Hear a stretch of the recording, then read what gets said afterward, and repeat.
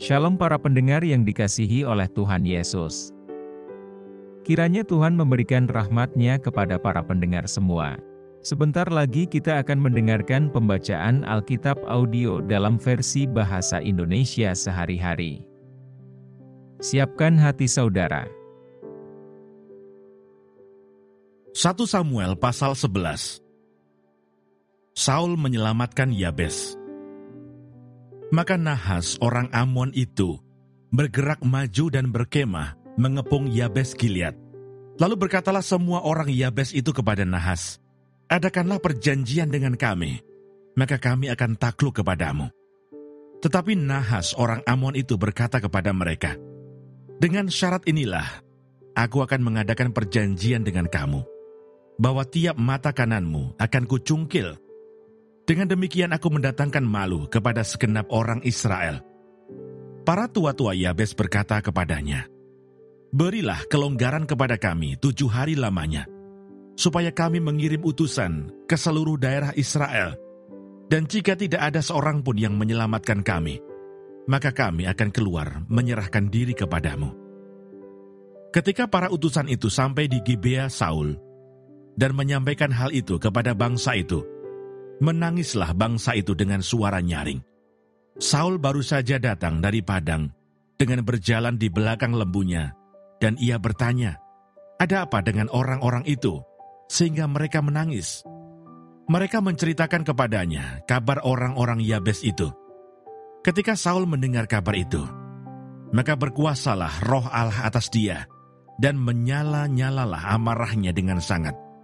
Diambilnyalah sepasang lembu, dipotong-potongnya, lalu potongan-potongan itu dikirimkannya ke seluruh daerah Israel dengan perantaraan utusan. Pesannya, siapa yang tidak maju mengikuti Saul dan mengikuti Samuel, lembu-lembunya akan diperlakukan juga demikian. Lalu Tuhan mendatangkan ketakutan kepada bangsa itu, sehingga majulah mereka serentak. Ketika Saul memeriksa barisan mereka di Besek, maka ada 300.000 orang Israel dan 30.000 orang Yehuda. Kepada para utusan yang datang itu dikatakan, "Beginilah kamu katakan kepada orang-orang Yabes Gilead, besok pada waktu panas teriknya, matahari akan datang bagimu penyelamatan." Ketika para utusan kembali dan memberitahukan hal itu kepada orang-orang Yabes, bersukacitalah mereka.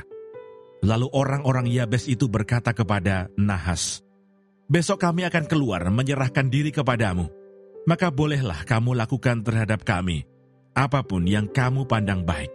Keesokan harinya Saul membagi rakyat itu menjadi 3 pasukan.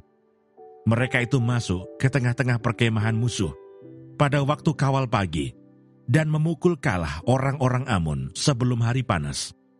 Dan terserak-seraklah orang-orang yang lolos itu, sehingga di antara mereka tidak ada tinggal 2 orang bersama-sama. Lalu berkatalah bangsa itu kepada Samuel, "Siapakah yang telah berkata, 'Masakan Saul menjadi raja atas kita?' Serahkanlah orang-orang itu, supaya kami membunuhnya." Tetapi kata Saul, "Pada hari ini, seorang pun tidak boleh dibunuh, sebab pada hari ini, Tuhan telah mewujudkan keselamatan kepada Israel." Dan Samuel berkata kepada bangsa itu, "Marilah kita pergi ke Gilgal dan membaharui jabatan raja di sana." Lalu pergilah seluruh bangsa itu ke Gilgal dan menjadikan Saul raja di sana, di hadapan Tuhan di Gilgal.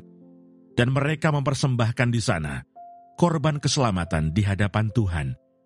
Dan bersukarialah di sana Saul dan semua orang Israel dengan sangat. Terima kasih Bapa di surga untuk firman-Mu hari ini. Berkati kami semua supaya kami mengerti isi hati-Mu. Terima kasih para pendengar semua, kiranya Tuhan memberkati. Dan jangan lupa untuk share dan subscribe.